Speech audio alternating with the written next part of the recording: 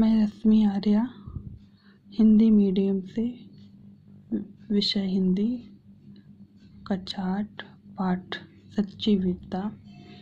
बच्चों, कल मैंने आपको सच्ची वीरता पाठ का सारांश समझाया था और आपको उसके क्वेश्चन आंसर भी करवाए थे और मैंने आपसे ये भी कहा था कि आप इसे अपनी कॉपी में साफ साफ लिख लीजिएगा ताकि आपको याद करने में कोई दिक्कत ना हो।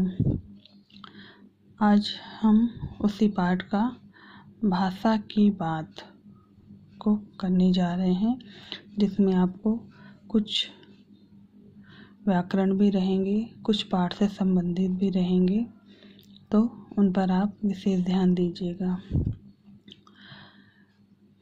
आज भाषा की बात में सबसे पहला है बच्चों, मुहावरों का अर्थ लिखकर वाक्य प्रयोग करना है। मैंने मुहावरा लिख दिया है, आपको इसका अर्थ और वाक्य प्रयोग खुद से करना है। पहला है डर से अधमरा होना, दूसरा है रास्ता साफ होना, तीसरा है ठोकर आगे बढ़ना, ठोकर खाकर आगे बढ़ना, ठोक कर आगे बढ़ना, चौथा है दिल को बांध देना। ये आप अपनी कॉपी में अर्थ लिखकर इसका वाक्य प्रयोग कर लीजिएगा। दूसरा है उर्दू के कुछ शब्द हैं, हिंदी में इनके समानार्थी शब्द लिखने हैं। तो इसका मैंने अर्थ भी लिख दिया है, समानार्थी शब्द क्या होंगे वो मैंने लिख दिया है। आपको इसे पढ़ना है और अपनी कॉपी में साफ साफ शब्दों में लिखना है। पहला उर्दू शब्द है आज़ाद, इसका हिंदी में समानार्थी शब्द होगा स्वतंत्र। दूसरा है गुलाम, उसका होगा सेवक। तीसरा है बादशाह वो राजा, कैदी का बंदी, फौज का सेना, दरिया का नदी, कुदरत का प्रकृति। ये जैसे मैंने लिखा है सेम वैसे ही एक तरफ आपको उर्दू के शब्द लिखने हैं और दूसरी तरफ उसके हिंदी के समानार्थी शब्द लिखने हैं। तीसरा है नीचे लिखे शब्दों में त्वा जोड़कर नए शब्द बनाइए। जैसे होता है महत, महत का हो जाएगा महत्व, है ना, त्वा प्रत्यय जुड़ गया है। दूसरा है प्रभु, उसका हो जाएगा प्रभुत्व। तीसरा है तत्, उसका हो जाएगा तत्व। वीर, उसका हो जाएगा वीरत्व। अब बच्चों, मैं आपको कुछ व्याकरण भी समझाने जा रही हूँ, ध्यान दीजिएगा। सबसे पहले आप ये जान लीजिए कि व्याकरण